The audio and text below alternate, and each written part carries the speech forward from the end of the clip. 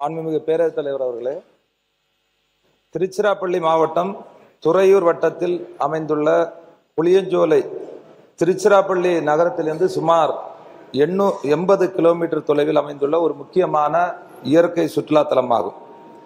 ஏற்கனவே ரூபாய் 32,82,000 மதிப்பீட்டில் உடை மாற்றுகின்ற அறை, இருசக்கர வாகன நிறுத்துமிடம், பொருட்கள் வைப்பறை, குடிநீர் வசதி, அணுகுசாலை உள்ளிட்ட அடிப்படை சுற்றுலா வசதிகள் ஏற்படுத்தப்பட்டு பணிகள் நிறைவு செய்யப்பட்டுள்ளன.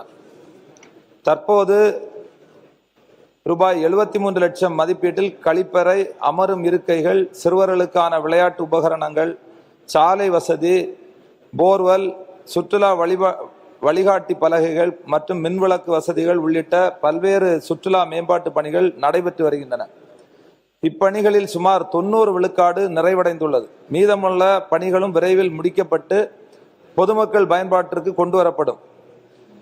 இன்னும் மதிப்பிற்குரிய நம்முடைய துணை மாண்பு பேரவைத் தலைவர் அவர்கள் அங்கே 24 மணிக்கூறும் ஒரு காவல் நிலையம் வேணும்னு கேட்டிருக்காங்க. அதே மாதிரி அங்கே சுகாதார வளாகம் அப்படி அதையும் அடிஷ்னலாக கேட்டிருக்காங்க. ஆனால் எங்கள் சுற்றுலாத்துறை மூலம் இப்போ இது இன்னொரு டிபார்ட்மெண்ட், இன்னொரு துறை சார்ந்த விஷயம். அதனால் அந்த துறையினுடைய அமைச்சர்கள், மதிப்பிற்குரிய நம்முடைய மாண்பு மக்கள் நல்வாழ்வுத்துறை அமைச்சர்கிட்ட கலந்து பேசி, அதே மாதிரி இன்னும் மாண்புமிகு முதல்வர் அவர்களுடைய கவனத்தை, ஏன்னா போலீஸ் ஸ்டேஷனை பொறுத்தவரைக்கும் முதல்வர் அவருடைய கண்ட்ரோலில் இருக்குது.